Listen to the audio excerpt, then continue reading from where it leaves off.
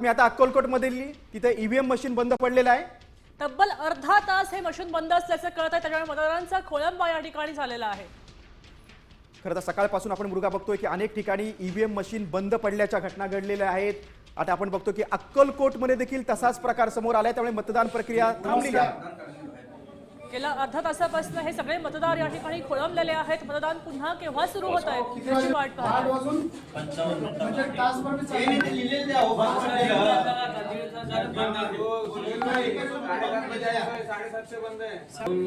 नऊ मतदान झाले, 9 मतदान बंद पडला मशीन, 11व्या मतदान अजून बंद पडलं, बंद पडला जवळपास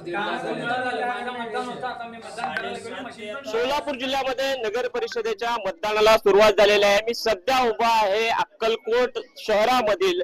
या ठिकाणी आपण जर बघितलं तर नगर परिषद प्राथमिक मुलांची आणि मुलींची उर्दू शाळा नंबर 1 या ठिकाणी मी सध्या उभा आहे आणि मतदान केंद्र क्रमांक 9 या ठिकाणी आपण आलेलो आहे। यामधील खोली क्रमांक 2 जे आहे त्या ठिकाणी मागच्या तब्बल 1.5 ते 2 तासांपासून मशीन जी आहे ती बंद पडलेली आहे आणि त्यामुळे आपण पाहू शकताय की एकूणच कशा पद्धतीने गोंधळ जो आहे तो या ठिकाणी उडालेला आहे। नेमकं काय सांगाल, कधीपासून ही मशीन बंद पडलेली आहे आणि नेमकी अडचण काय आली? जवळजवळ 1.5 तास झालं मशीन बंद आहे। जवळजवळ 1.5 तास झालं मशीन बंद आहे। पहिला एक मत झालं आणि मत होऊन बंद पडला, अर्धा तास मशीन बंद पडलं। त्यावर आहे ना बघा टोटल 9 मतं झाले, 9 मतावरून मशीन बंद पडलं। एकूण किती मतदान आहेत?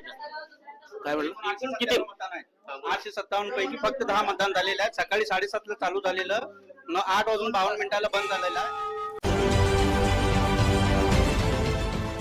देश विदेशातील प्रत्येक घडामोडींचे लाईव्ह अपडेट मिळवण्यासाठी आता साम टीव्हीच्या सर्व सोशल मीडिया प्लॅटफॉर्मला लाईक, फॉलो आणि सबस्क्राईब करा। तसंच सर्व नोटिफिकेशनसाठी बेल आयकॉन प्रेस करायला विसरू नका।